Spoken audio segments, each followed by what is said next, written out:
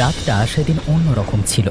শেষ ট্রেনটা রওনা করে একটা নেমন্তন্ন বাড়ি খেতে যাওয়ার জন্য রওনা দিয়েছিল স্টেশন মাস্টার সুনীল। তার সাথে ছিল পোষা কুকুরটা। ওরে চল ভুলো, তাড়াতাড়ি চল, বেশি দেরি করলে এক্ষুনি বৃষ্টি নামতে শুরু করে দেবে। ওরে চারিদিকে যা হাওয়ার অবস্থা!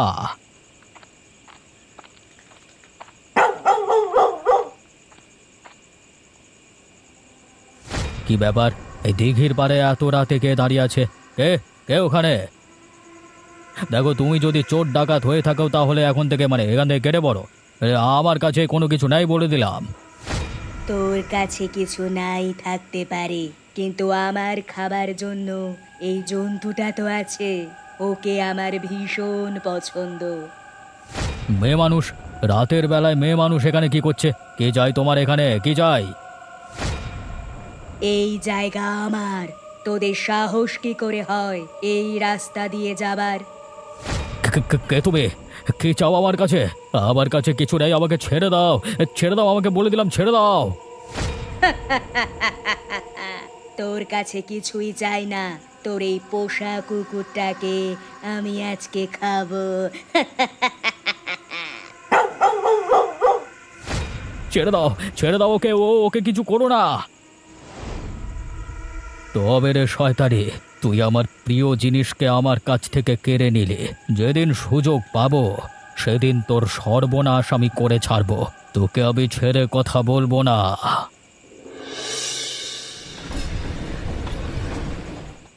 বিনীত যখন স্টেশনের ট্রেন থেকে নামলো তখন অন্ধকার হয়ে এসেছে অনেকটাই।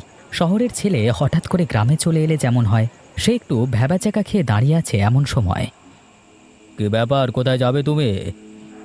আসলে আমি স্টেশনের নতুন অ্যাসিস্ট্যান্ট স্টেশন মাস্টার আর কি, তাই আচ্ছা আচ্ছা, আপনি কি সুনীল বাবু? হ্যাঁ, তা কি করতে এলে এখানে? এখানে কোনো মানুষ থাকতে পারে কি? মানুষ যদি থাকতে নাই পারে তাহলে আপনি আছেন কিভাবে? একটাই অনুরোধ, আমাকে একটু কাজকর্ম একটু শিখিয়ে দেবেন হাতে ধরে, জানি না তো। কাজ বলতে কিছু নাই, সারাদিন চুপ করে বসে থাকা। তবে হ্যাঁ, নিজের জীবন রক্ষা করাকে যদি কাজের মধ্যে ভাবো তাহলে ওটা একটা কাজ হতে পারে। তার মানে? আমি আমি আমি ঠিক বুঝতে পারছি না। বুঝতে পারবে, বুঝতে পারবে, সময় হলে ঠিক বুঝতে পারবে। এত তাড়াহুড়ো কিসের? তা এখানে থাকবার ব্যবস্থা হয়েছে তো নাকি? কোনো একটা বড় বাড়ি আছে এখানে, একসময় নাকি জমিদার বাড়ি ছিল, সেখানেই থাকবার ব্যবস্থা হয়েছে। বাবা, জেনে শুনে একেবারে হাড়ি কাঠে মাথা গলাতে গেলে। কিছু কি বলছেন আপনি? না না, কি বলবো। ঠিক আছে চলো, টুকটাক কিছু কথাবার্তা বলি, তারপর আবার তোমাকে যেতে হবে তো। বেশিক্ষণ আটকে রাখবো না। রাত দুপুরে এখানে রিক্সা ভ্যান কিছু পাওয়া যায় না, পায়ে হেঁটেই যেতে হবে। আমারও তো তাড়াহুড়ো নেই, আপনি যখন যাবেন না আমি সাথে গেলেই হবে। আমি এখানেই থাকি কোয়ার্টারে, এখান থেকে কোথাও যাই না। সেই রাতেই বিনীত এসে পৌঁছালো সেই পুরো বড় বাড়ির সামনে। বড় বাড়ির চেহারা দেখে তার একটু ভয় পেল। এত নির্জন পিছিয়ে পড়া গ্রামের মধ্যে বাড়িটা একেবারে যেন বেমানান। রাতের বেলাতে দানবের মতো মনে হচ্ছে। ভেতরে কেউ আছেন? দয়া করে একবার বেরিয়ে আসবেন। আসলে আমার এখানে থাকবার কথা ছিল, কেউ আছেন কি? কি চাই এখানে? আসলে আমি শহর থেকে আসছি, এই বাড়িটার কথা দেখেছিলাম খবরের কাগজে, এখানে আমি নতুন কাজ নিয়ে এসেছি। তাই যদি একটা থাকবার ঘর হতো, আমি আমি যথেষ্ট পরিমাণ ভাড়া দেব। টাকার গরম দেখাচ্ছ হে ছোকরা? এ বাড়িতে থাকতে পারবে? আরে না না, কি মুশকিল, আমি টাকার গরম দেখাতে যাইনি। আসলে না থাকলেও তো কোনো উপায় নেই, এ গ্রামের আমি কিছুই চিনি না। আপনি যদি দয়া করে একটা ব্যবস্থা করে দেন তাহলে।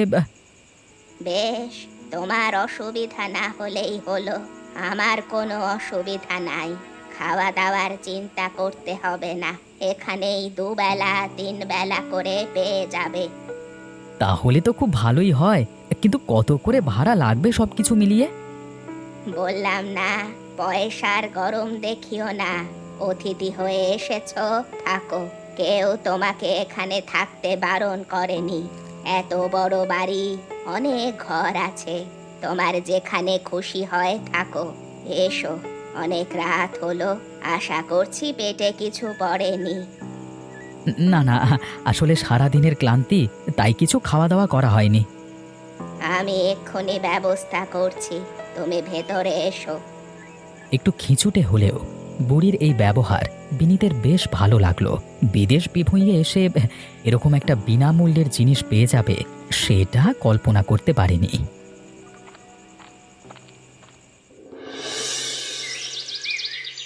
না না, আমাদের গ্রামের যোগাযোগ ব্যবস্থা ধীরে ধীরে কত উন্নতি হচ্ছে, সত্যি দেখে ভালো লাগছে।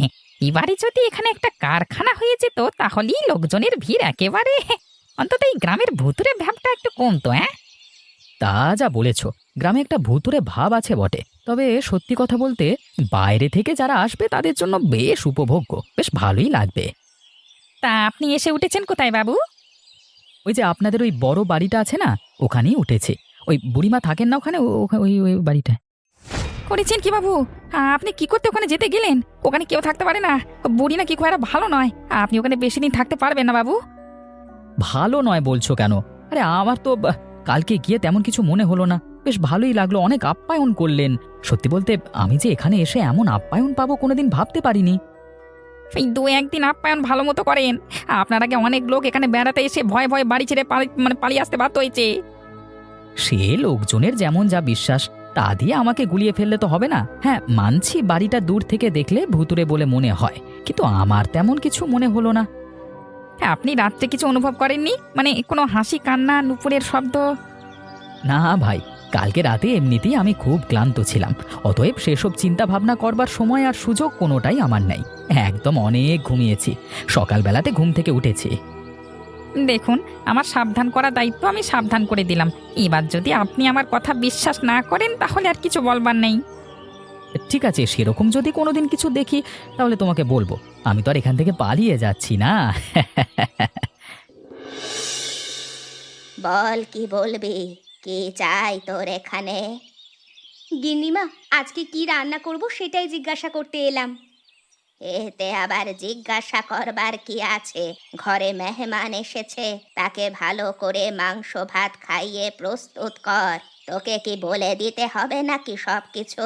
তুই কিছু জানিস না? গিন্নিমা, আপনি যদি একটু সাহস দেন তাহলে একটা কথা বলতে পারি। তুই কি বলবি আমার জানা আছে। নিশ্চয়ই বলবি ওই ছেলের কোনো ক্ষতি না করতে, ওকে বাঁচিয়ে রাখতে, তাই তো? আপনি কেন এরকম করেন গিন্নিমা? নিরীহ মানুষ, উনি এখানে কাজ করবেন বলে এসেছেন। পরিবারের দায়িত্ব আছে অনেক ওর ওপর। ওর প্রাণ যদি কেড়ে নেন তাহলে ওর পরিবারের কি অবস্থা হবে একবার ভেবে দেখেছেন? তুই কি ভেবে দেখেছিস ওকে যদি আমরা ভেট হিসেবে পার্বতীর কাছে না দিই তাহলে আমাদের দুজনের কি অবস্থা হবে? আমি প্রাণের ভয় করি না, তবুও আমাদের জন্য নিরীহ মানুষগুলো এভাবে মরতে পারে না। তোর দেখছি আজকাল বড্ড কথা হয়েছে। হয় তুই আমার ইশারা মতো চলবি, না হলে তোর মৃত্যু আর বেশি দিন নেই। নিজের ছোট ছোট ছেলে মেয়েদের কথা ভাব, বাকি আর কারোর কথা না ভাবলেও চলবে। ভুল হয়ে গেছে, ভুল হয়ে গেছে আমার গিন্নিমা, আমাকে ক্ষমা করে দেবেন। আমি এক্ষুনি যাচ্ছি নিজের কাজ করতে। আবার আপনার আসবার কি প্রয়োজন ছিল? শুধু শুধু এতটা হেঁটে হেঁটে যাবেন আবার আসবেন? না না, আজকে শনিবার, তার উপর তুমি আবার নতুন এসেছো এখানে, তোমাকে তো এভাবে রাস্তাঘাটে একা ছেড়ে দেওয়া যায় না। আর তাছাড়া মাঝে মাঝে একবার রাত্রিবেলায় হাঁটতে আসা ভালো লাগে, বুঝলে? তা যা বলেছেন, আমার এই গ্রামের রাতটাকে বেশ ভালো লাগে। কালকে একাই তো হেঁটে গেলাম। তো যে বাড়িতে উঠেছো কেমন বুঝছো কেমন, সেখানে কি থাকা চলে? এলাই ব্যাপার, প্রথম দিন গিয়ে এমন আপ্যায়ন পাবো ভাবতে পারিনি, সব কিছুই যেন অন্যরকম। ভালো ভালো, তবে ভাই একটু সাবধানে থেকো। এই গ্রামের অনেক কিছুই বিশ্বাস করা যায় না, চোখের সামনে যা দেখবে হয়তো দাঁড়াও দাঁড়াও দাঁড়াও দাঁড়াও, সামনের দিকে তাকিয়ে দেখো, খবরদার একদম চিৎকার করবে না, শুধু চুপচাপ দেখে যাও। ও, ওটা কে দাঁড়িয়ে অন্ধকারের মধ্যে? চলন্ত ও দুটো কি? চোখ। গ্রামের ভূত কোনোদিন দেখেছো? তাহলে দেখে নাও। বাপরে বাপ, সত্যি নাকি? দিঘির পাড়ে এত রাতে সত্যি কি ভূত দেখা যায়? আমার কুকুরটাকে মেরে ফেললো ওই শয়তানি, ওকে আমি ছাড়বো না।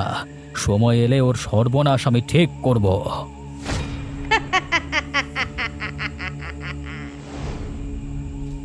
চলো এখন এখান থেকে যাওয়া যাক, তোমাকে পৌঁছে দিয়েই আমি ফিরে চলে আসব। আপনার যদি কিছু ক্ষতি হয়ে যায় তাহলে? আমার ক্ষতি করবে না, যদি করবার হতো তাহলে অনেক দিন আগেই করতে পারত। আমাকে শুধু জানতে হবে এই গ্রামে ভূত থাকা সত্ত্বেও কেউ কেন কিছু বলে না, আর এই ভূত কোন সাহসে এখানে ঘুরে বেড়ায়। কে কে ওখানে? আমি রমা দাদাবাবু, আপনি ভয় পাবেন না। ও, আমি ভাবলাম তো তো হঠাৎ করে ঘরের মধ্যে অন্ধকারে এভাবে দাঁড়িয়ে আছো ভূতের মতো, কিছু বলবে নাকি? বলবার তো অনেক কথাই আছে বাবু, কিন্তু কিভাবে যে বলবো সেটাই বুঝতে পারছি না। কি হয়েছে যা বলবার বলো। আরে অত আমতামটা করবার কি আছে, আমাকে এত ভয় পাওয়ার কিছু নেই বাবা। উফ, আপনাকে ভয় পাচ্ছি না বাবু, ভয় পাচ্ছি আপনার জীবন নিয়ে। আপনি এখান থেকে চলে যান বাবু, না হলে অনেক বড় বিপদ। এই গ্রামে এসে থেকে তোমরা কি শুরু করেছো বলো তো? আমার এখন অন্য রকম লাগছে সবকিছু। মনে হচ্ছে তোমরা কজন মিলে পরিকল্পনা করে আমাকে এখান থেকে তাড়াতে চাইছো। না বাবু, আমার মনে সেরকম কিছু নেই, আপনার ভালোর জন্যই আমি বলছি। আমার ভালো তোমাদেরকে দেখতে হবে না, তুমি নিজের কাজ করো, যাও। আপনি এখান থেকে চলে গেলেই পারতেন বাবু। এই লোকগুলোকে এড়িয়ে থাকতে হবে। আমি গ্রামের লোকেদেরকে যতটা ভদ্র ভেবেছিলাম ততটা নয়, একেবারে কুসংস্কারে আচ্ছন্ন। সব সময় আমাকে কিছু না কিছু দিয়ে ভয় দেখানোর চেষ্টা করছে, আমি সেটা ভালোই বুঝতে পেরেছি। আপনাকে তো এই গ্রামে আগে কোনোদিন দেখেছি বলে মনে হচ্ছে না। আমি এক ভব ঘুরে এদিক ওদিক ঘুরে বেড়াই, এটাই আমার জীবন। মাঝে মাঝে ইচ্ছে গেলে কোনো জঙ্গলে আশ্রয় নিই বহুদিন, কিন্তু তারপর আবার বেরিয়ে পড়ি। বুঝতে পারছি। এবার কথা বলুন তো, আপনাকে দেখে তো মনে হচ্ছে আপনি অনেক কিছু জানেন। এই গ্রামে ঢুকে কিছু বুঝতে পারছেন কি? অনেক কিছুই বুঝতে পারছি। গ্রামের পরিস্থিতি একদম ভালো নয়, বিশেষ করে এই দিঘির পার একদমই ভালো না। ওখানে অশরীরীর ঘোরাফেরা আছে। হ্যাঁ, আপনি যখন এসেই পড়েছেন এখানে, তাহলে কিছু একটা ব্যবস্থা করে দিন। ওই দিঘির পাড়ে রাতের বেলা যাওয়া যায় না, গ্রামের মানুষ ধীরে ধীরে গ্রাম ছেড়ে চলে যাচ্ছে। আপনি কিছু একটা ব্যবস্থা করুন। তাহলে তো আমাকে আজকে রাত্রে এখানে থাকতে হয়। আশা করছি এক রাতের মধ্যেই ব্যবস্থা হয়ে যাবে, কিন্তু তাও। আমার বাড়ি আছে, আপনি কোনো চিন্তা করবেন না।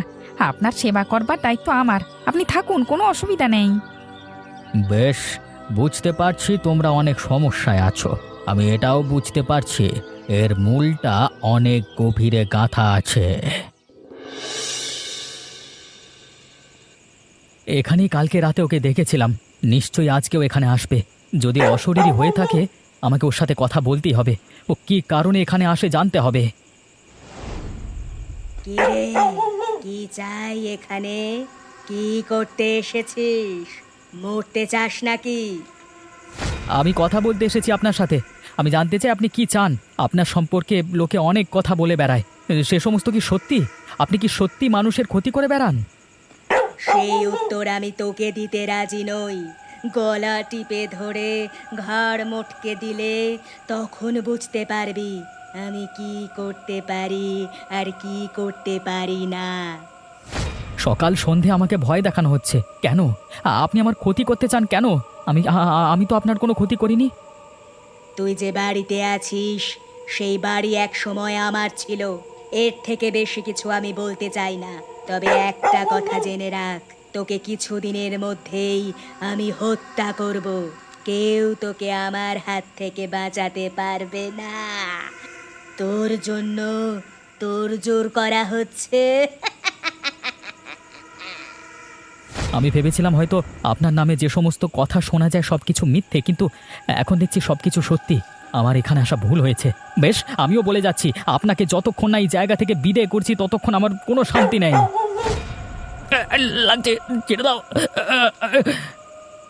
মনে করলে তোকে এখানেই শেষ করে দিতে পারি, কিন্তু ঠিক সময় করব, তবেই আমার মুক্তি।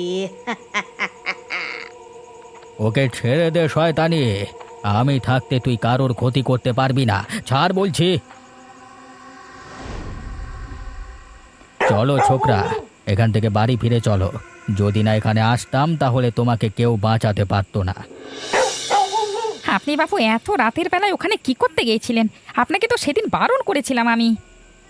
আসলে গত রাতে ফেরবার সময় হঠাৎ করে চোখের সামনে ওই পিশাচ চলে আসে, তাই জন্য আমার অনেক কৌতূহল হয়। তাই আমি ওকে জিজ্ঞেস করতে গেছিলাম যে ওর সমস্যাটা কোথায়, গ্রামের মানুষ ওকে এভাবে ভয় পায় কেন? মানে আমি বলছি কোথায় সমস্যা। যে বাড়িতে তুমি আছো সেই বড় বাড়ির বড় বউ ছিল এই মেয়ে। আমি কি ঠিক বলছি অরুণ? ও বাড়ি বড় বউ? আপনি কি বলছেন কি? যদি সেটা হয় তাহলে তো আমরা ভুল ভাবতাম এতদিন। তোমরা এতদিন কি ভাবতে?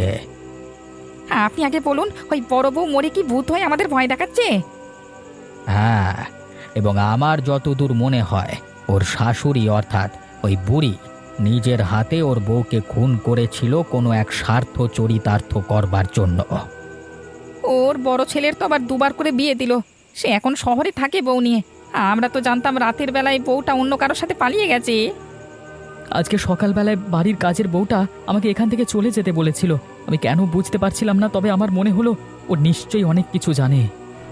তোমার ক্ষতি করবার পরিকল্পনায় আছে হয়তো, তাই জন্যই হয়তো আমি তো বাবুকে প্রথম দিনই বলেছিলাম ওখান থেকে বেরিয়ে চলে আসতে।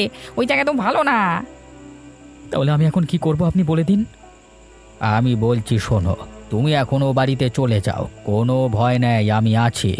ওরা নিশ্চয়ই আজকের রাতের মধ্যেই কিছু একটা ব্যবস্থা নেওয়ার চেষ্টা করবে, কিন্তু এদিকে আমরা আমাদের জাল গুটিয়ে আনবো। তারপর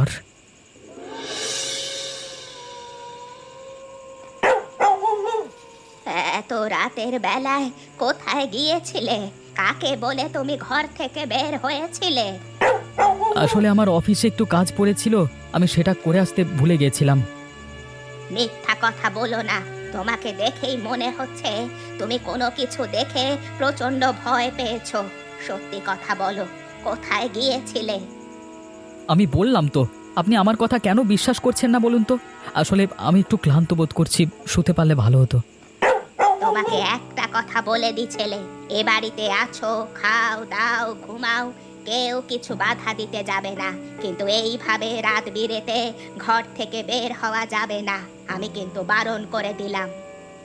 আচ্ছা ঠিক আছে, আমার ভুল হয়ে গেছে, আমি আর কোনোদিন কাউকে না বলে কোথাও বের হব না, ঠিক আছে? যাও এখন ঘুমাও।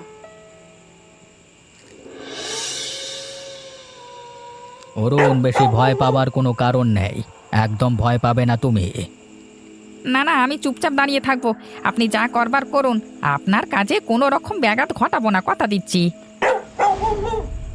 তুই আবার এসেছিস? এখানে তোর কি চাই? তখন ওই ছেলেটাকে আমার হাত থেকে ছাড়িয়ে নিয়ে চলে গেলি। ও তোমার কষ্ট জানতে এসেছিল, আমিও তোমার কষ্ট জানতে এসেছি। কি কারণে তুমি এইভাবে মানুষদেরকে ভয় দেখাচ্ছ? আমি খুব ভালো করে জানি তুমি ওই বড় বাড়ির বড় বউ ছিলে।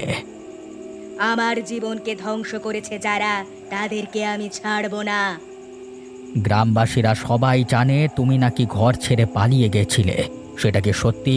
তাই যদি হয় তাহলে তাতে গ্রামবাসীর কি দোষ, আর তোমাদের পরিবারের লোকের কি বা দোষ? সব মিথ্যা। আমাকে মেরে ফেলা হয়েছিল। আমার শাশুড়ি আমাকে বিষ খাইয়ে মেরে দিয়েছিল। তারপর ঘরের চাকর দিয়ে আমার লাশটাকে এই দিঘির জলে ফেলে দিয়েছিল। গলায় পাথর ঝুলিয়ে রেখেছিল যাতে আমার লাশ কোনো মতেই ভেসে না ওঠে। তাহলে তো বলতে হয় তোমার শাশুড়ি দোষী, কিন্তু ওই বুড়ি এখন তোমার জন্য অন্যান্য মানুষের ক্ষতি করছে। এটা কি ঠিক দেখাচ্ছে? এক রাতে আমি ওদেরকে মারার জন্য গিয়েছিলাম, কিন্তু ওই বুড়ি অনেক শয়তান, আমাকে লোভে ফেলে দেয়। তাই আমি সেই লোভ আর ছাড়তে পারি না। সত্যি তো, আমার যে বুকে জ্বালা যন্ত্রণা আছে, তাতে তো একজনকে খুন করলে হবে না, অনেক লোককে খুন করে বেড়াতে হবে। সেটা ভুল। ওই বুড়িকে শেষ করলেই তোমার প্রতিশোধ সম্পন্ন হবে। যদি বাড়তি অন্য কোনো নিরীহ মানুষকে মারতে চাও তাহলে কিন্তু তুমি নিজের পাপ বাড়াচ্ছ, আর সেটাই ওই বুড়ি চায়। ও তোমাকে কোনো দিনও মুক্তি দিতে চায় না, না মৃত্যুর আগে না মৃত্যুর পরে। তাহলে আমাকে কি করতে হবে? যে ছেলে আজকে রাতের বেলায় তোমার কষ্ট জানতে এসেছিল, আজকে হয়তো ওরা শেষ করবে তাকে, তারপর তোমার কাছে ভেট হিসেবে দেবে। তুমি যদি সে কাজ করতে দাও তাহলে তোমার থেকে বড় পাপী আর কেউ হবে না। আর আমার যা ক্ষমতা, আমি তোমাকে এই দিঘি থেকে কোথাও বের হতে দেব না।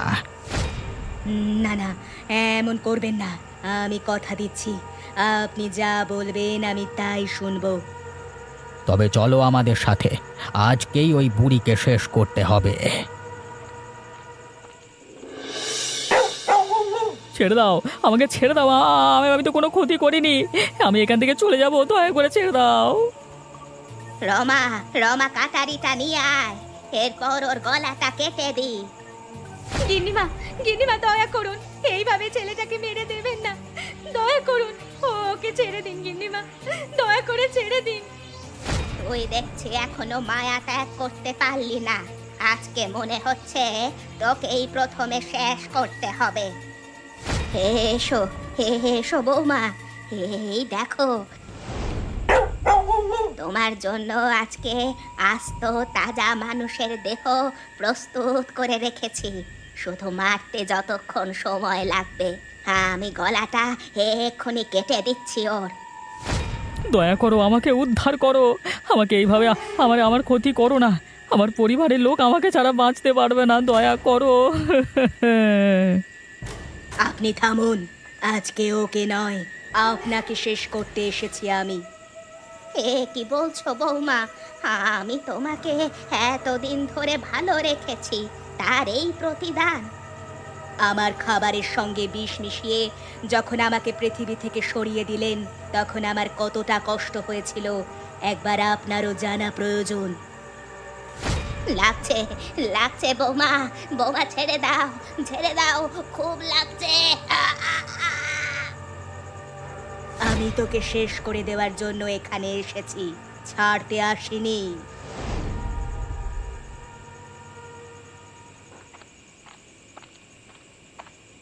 আপনাদের অসংখ্য ধন্যবাদ।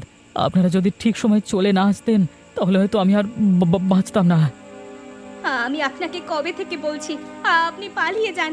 আমি তো জানি ওই বুড়ি আপনাকে মারবার জন্য প্রস্তুতি নিচ্ছিল।